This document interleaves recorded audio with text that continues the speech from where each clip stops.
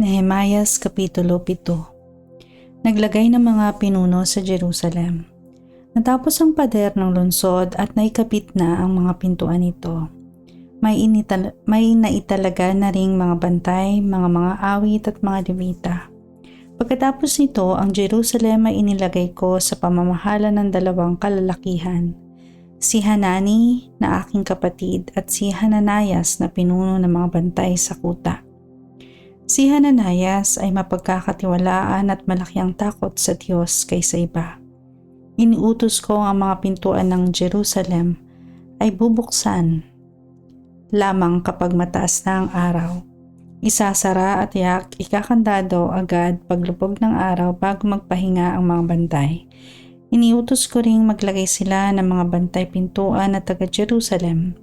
Itinalaga nila ang ilan sa mga ito sa mga bantay at ang iba naman sa malapit sa kani-kanilang bahay.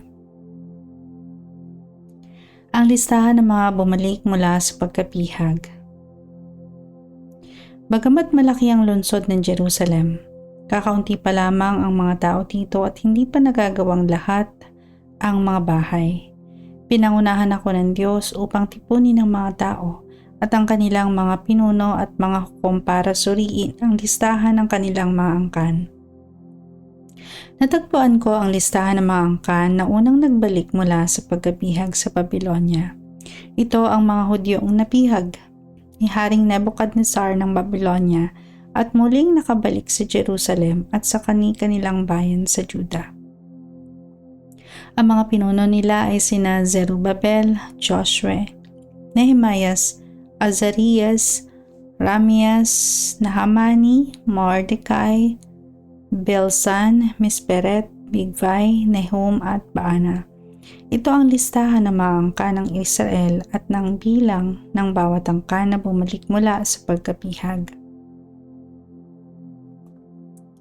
Paros 2,172, Sefatayas 372, angka ni Ara 652, angka ng Pahat Moab na mula sa angka ni Jeshua at Joab 2,818, kay Elam 1,254, Zatu 845, Zakai 760, Binui 648, Bebay 628, Azgad 2,322, Adonikam 667, Bigvai 2,067, Adin 655, Ater na tinatawag ding Hezekias 98, Hasum 328, Bezai 324, Harif 112, Gibeon 95. Ito naman ang listahan ng mga bumalik ayon sa bayang pinagmula ng kanilang mga ninuno. Bayan ng Bethlehem at Netofa 188, Anatot 128, Beth Azmavet 42, Jearim, Kefira at Pirot 743, Rama at Giba 621, Mikmas 122, Bethel at Ai 123, Nebo 52, Elam 1254, Harim 320, Jericho 345, Lod Hadid at Ono 721, Senaa 3930. Ito ang listahan ng mga angka ng mga pari na nagbalik mula sa pagkabihag.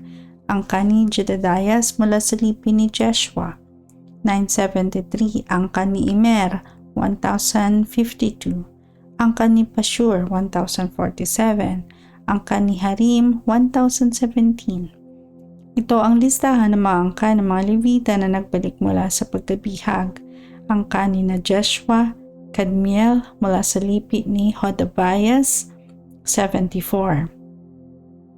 Mga awit sa templo, angka ni Asaph 148. Mga bantay sa templo, angka ni Salum, Ater, Talmon, Akub, Hatita at Subay 138. Ito naman ang listahan ng mga angka ng mga manggagawa sa templo na nagbalik mula sa pagkabihag. Ziha, Hasufa, Tabaot, Keros, Siya, Padon, Labana, Hagaba, Salmay, Hanan, Gidel, Gahar, Reazar, Razin, Nekoda, Gazam, Uza, Paseya, Besai, Meonim, Nefusesim, Bakbuk, Hakufa, Harhur, Bazlit, Mehida, Harsa, Barkos, Sisera, Tema, Nezayas at Hatifa. Ito ang listahan ng angka ng mga lingkod ni Solomon na bumalik mula sa pagkabihag. Mga angka ni Sothai, Soferet, Perida, Jaala, Darkon, Gidel, Sephatiah, Satil, Pokeret, Hazibaim at Amon. Ang kabuang bilang ng mga nakabalik na mga manggagawa sa templo na mga anak ng mga lingkod ni Solomon ay 392. Ito naman ang mga nakabalik mula sa Tel Mela, Tel Harsa, Kerub, Adon at Imer, ngunit hindi nila napatunayang sila'y mga Israelita. Mga angka ni na Delayas, Tobias at Nekoda, 642. Ito naman ang mga nakabalik sa mga angka ng pari, ngunit hindi nila napatunayan ang pinagmulan nilang angkan.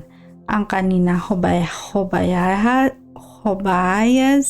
Hakos at Barzillai. Ang ninuno ng mga pari mula sa angka ni Barzillai ay napangasawa ng anak na babae ni Barzillai na taga-Gilead at siya ay tinawag sa pangalan ng kanyang biyanan. Hinanap nila ang kanilang angkan sa listahan ng mga angkan ngunit hindi nakita, kaya sila ay hindi kinilalang mga pari.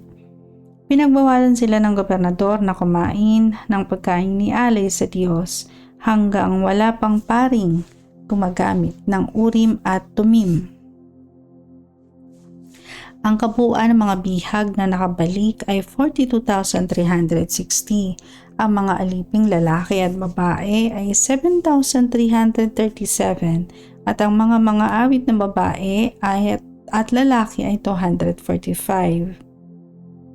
May naibalik ding 736 na kabayo, 245 mola, 435 kamelyo at 6,720 asno. Ilan sa mga pinuno ng mga angkan ang nagbigay ng ambag para ipagawang muli ang templo. Ang gobernador ay nagbigay ng 8 kilong ginto, 50 mangkok na pilak na ginagamit sa pagsamba at 530 kasuotan ng mga pari. May iba pang mga pinuno ng angkan ang nagbigay ng 168 kilong ginto at 1,215 kilong pilak. Ang kabuuang pinagkaloob ng iba pang mga tao ay 168 kilong ginto, 114 kilong pilak at 67 na kasuotan ng mga pari. Ang mga pari, mga levita, mga bantay ng templo, mga awit, mga lingkod sa templo at lahat ng Israelita ay tumira sa mga bayan at lungsod ng Juda.